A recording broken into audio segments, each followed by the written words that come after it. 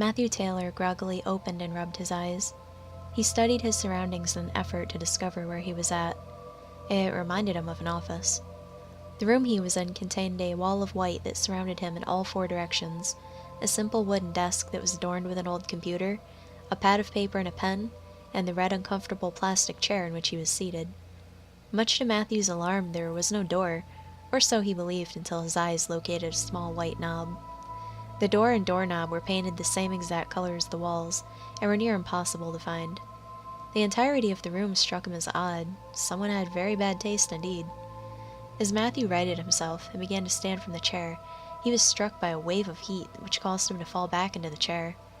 "Good God, it's hotter than hell," he muttered to himself. Matthew's ears managed to pick up a thumping sound which was approaching the room. The door swung open, and in emerged a man in a white tank top and sweatpants. The Caucasian man had dark black hair, blue eyes, and a pencil-thin mustache, and a closed smile.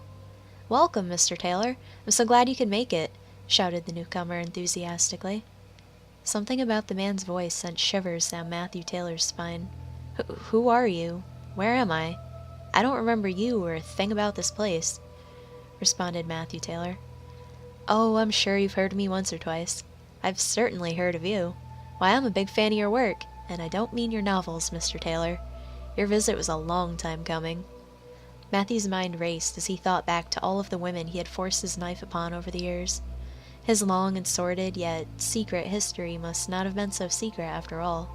Matthew Taylor, famed horror author and the sensation that swept the nation, was a serial killer. It was clear to Matthew now that he had been found out and drugged by one of his victims' fathers or boyfriends. That's why he woke up clueless in such a place. Who was it? "I beg your pardon, Mr. Taylor?" "Which one was it that landed me here?" "All of them." Oh God, it was worse than he had realized. This guy knew about every single one. It's not as if Matthew had wanted to kill those ladies, no. He did it out of necessity. Matthew Taylor had faced a writer's block and was unable to successfully describe the murders in his first horror novel, and so he did what he believed would break the slump. He went out and learned. It sure worked. The old adage of write what you know turned out to be true for Matthew, and thus began his habit of killing each time he went to write a new novel. There was only one thing that could possibly get him out of this. "How much money is it going to take for you to turn the other way and let me go?" The man who had remained unmoving from the doorway until this point walked in and laughed as he did so. "I don't think you understand the situation," he replied, as flames engulfed him to the point that they were all that was visible. Matthew laughed at his own luck. The man had spontaneously self-combusted. The flames began to die down and smoke took their place. At first Matthew saw nothing, but then he was able to make out a shape in the smoke. As the smoke cleared, the shape became discernible. It was the man. Impossible! Some of the man's features had changed. His eyes were cat-like and yellow. His teeth were sharp and filed. His skin was replaced with red scales. Horns adorned his head. A black suit and tie had replaced the tank top and sweatpants, and hooves took the place of his feet. "You were wrong when you said that it was hotter than hell. This is hell," the devil bellowed. Matthew's mouth hung agape. Surely this was a jest, but no. Deep down, Matthew knew it was true, for his surroundings felt different. Wrong. In a way that was beyond description. To attempt to describe his feelings would have been the same as attempting to describe a color. It was impossible. It was an experience. The devil waved his furry, clawed hand in Matthew Taylor's face. "Hello? Are you still with me? You haven't already broken, have you?" Matthew opened his mouth, but found himself too afraid to speak. He merely nodded in reply. "What's the matter? Devil caught your tongue?" He taunted as he opened the palm of his furry left hand.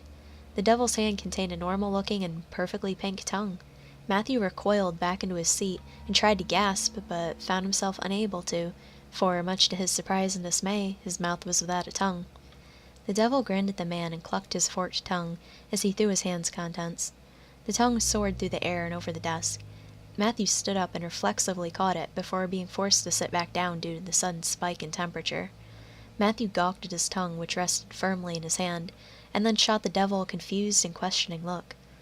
"Are you going to pop it back in, or have you decided to take a vow of silence?" Matthew put his tongue up to his mouth. To his confusion and relief, it popped right back in place. "How?" Matthew asked in a shaky tone of voice. It's quite simple, Mr. Taylor. This is my place and my rules. The physics that you are used to do not apply here. I can do whatever the hell I want here. But that's not the question you should be asking. You should be asking why I am even bothering with you. I guess I can't fault you for not asking it, though. You probably assumed that I talked to everyone. You humans, you all think you're all so damn special. Matthew, you're not special, but you are damned. Why are you bothering with me? Matthew responded in a cracking voice. I require entertainment, and therefore have decided to hold a contest between a few of the recent arrivals. It won't be anything too strenuous, and it'll actually be quite fair. It's a writing contest. Whoever writes the best horror story in 2 days shall be returned to the world of the living, and shall, miraculously, recover from their fatal injuries. The devil snapped his fingers, causing the computer to power up, with a word processor on its screen. Seeing as you are a horror author, you should have quite the advantage, as long as your brain doesn't cause you to cock it up, he finished. Despite his fear, Matthew found himself making a bit of an outburst. Wait a minute. If you're holding a contest between all of us new arrivals, and you're informing us of it all, one by one, how is that fair? Some of us are going to have more time to finish than others. Matthew instantly covered his mouth with his right hand after he realized what he said. The devil gave out a hearty laugh and smacked the white wall with his furry clawed hand. All 4 of the surrounding white walls fell down, granting Matthew a better view of hell. Off in the distance, he could see other white walls that had been knocked down, and office-like environments similar to his. They all contained something in common other than their equipment and recent hell arrivals. The devil. Yes, the devil was in each and every office-like space simultaneously. Each one looked at Matthew and shot him a taunting smirk. The devil nearest to him snapped his fingers, causing the white walls to shoot back up and repair themselves. Every room was whole again. Far more intelligent than you, I am, for I have all the bases covered. As I told you, Matty boy, I can do whatever I want. My power is limitless. I could literally conjure Lydia Shay's decapitated head out of thin air. You know what? I'm a genius. Let's see what your first victim has to say. The king of the dark throne held out his hands, and a female head took form. The head that sat in the devil's hands had brown hair which was tangled and ratty, dull blue eyes, and a permanent frown plastered onto it. Lydia Shay's head jerked, rushing to life, and let out a pained scream. As her eyes came to focus on Matthew Taylor, the screaming stopped, for Lydia's rage had replaced her pain. "You!" she snarled at Matthew. Matthew could not bring himself to reply, for he was stunned. It mattered not, as the devil interjected. The first kill is always the special to the average murderer, but Lydia's murder was even more special to you. Oh, how you lusted after the poor girl, only to be turned down. I know you killed her for your novels, but did you kill her specifically because you figured out that if you couldn't have her, then no one else could? It's peculiar to me how you considered having some fun with her body, but ended up refraining despite having such a strong desire for her. Seeing as how killing is the worst thing you can do to another being, I'm surprised you didn't just satisfy yourself. Lydia's head bared its teeth and began to bite towards Matthew. Although it defied the laws of physics, the head broke free of the devil's hands and lunged for Matthew, chomping at the air as it did so. Matthew held up his hands defensively and let out a small cry as he shut his eyes and braced himself for pain. He waited and was confused when he felt nothing. He opened his eyes and slowly moved his hands away from his face, and then he saw. The devil had caught the head out of the air and now had it resting back on his hands. "Boo!" the devil shouted as he quickly moved the chomping head towards Matthew's face and pulled it back at the last second. "No more," Matthew begged in a shaking tone. "No more? Don't you like to have some fun?" "I sure do, especially with this cute little number," replied the devil as he extended his forked tongue and inserted it into Lydia's mouth. Anger built up inside Matthew as he watched the devil and Lydia's head make out. The devil had been spot on in his assessment of why Matthew had chosen to kill Lydia. Now the devil was busy negating the whole "if I can't have her, no one else can" thing, for he had her, and not Matthew. Although Matthew was a murderer, and did indeed have urges towards some of his victims, he had always refrained, for he despised rape and rapists. He refused to become one. Lydia moaning into the devil's mouth was the straw that broke the camel's back. Matthew stood up, resisted the immense heat, walked over, and pulled Lydia's head away from the devil. The head struggled with Matthew's hands as it attempted to turn round so that it could bite him. The devil clapped his furry hands and the head dissipated into nothingness. "Way to take charge, Matthew. I was beginning to wonder if your spirit had already been crushed. I prefer them lively. Well, write me the best story of the bunch. I'll see you in 2 days. The devil did a quick spin and was gone. Matthew Taylor sat staring at the computer screen as he attempted to come up with a scary story for the devil. Hour upon hour passed Matthew by as he racked around concept after concept in his noggin. Matthew didn't manage to decide on an idea until after the first day had passed, and he had a little under 1 remaining before the devil's return. Matthew was going to write a horror story that started in heaven. The story was to include a power struggle between angels, and the horror element was to stem from the great lengths they'd go in order to sabotage one another in an attempt to gain enough power to become a new god and overthrow the old. The story was to continue with the worst of the bunch, the only survivor of the power struggle, being cast down into hell and assuming the mantle of devil. The story was to conclude with a man by the name of Gregory arriving in hell and being forced to compete in a horror story contest for the devil's amusement. Matthew thought the devil would appreciate the deliciousness of the fourth wall nearly being broken, and that it would give him enough of an edge over the other contenders. Matthew was able to finish the story to his liking, with less than an hour remaining. Eventually the door opened, and in stepped the devil, garbed in a powdered wig, monocle, and ceremonial court dress. "I trust you have something for me?" Yeah." The devil moved Matthew in his chair away from the desk, and spawned himself a chair to sit in. The devil readjusted his monocle as he leaned in towards the screen. Occasionally he grinned and grimaced as he read through the story. The devil tilted his head towards Matthew after he finished reading.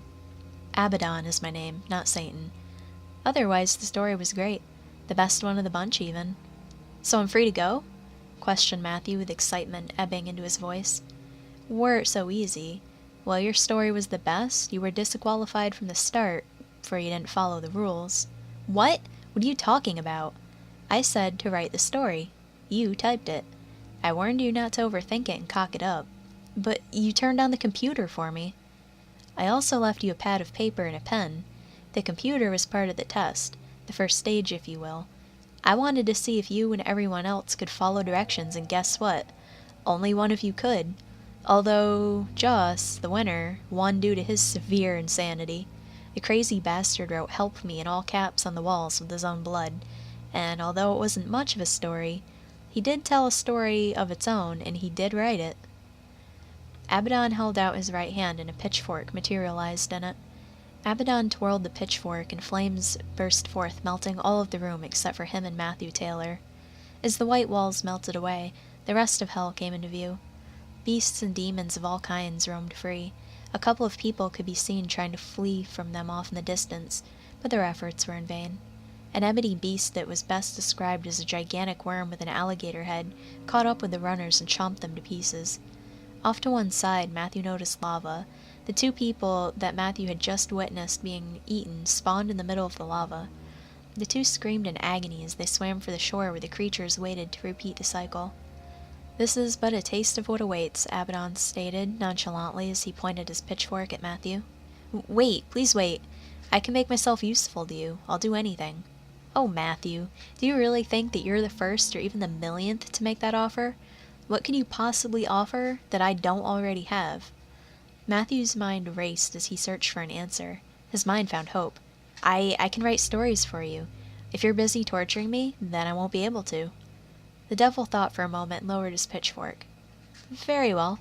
I want a novel on the 4th of every month. If you can't deliver it, or I don't find such a novel satisfactory, well, you get the idea." Thus began Matthew Taylor's tenure as an author once more. The nonstop writing was torture itself, but Matthew preferred it to the alternative. Of course, as every writer knows, one can only come up with ideas so quickly, and God have mercy if you get writer's block.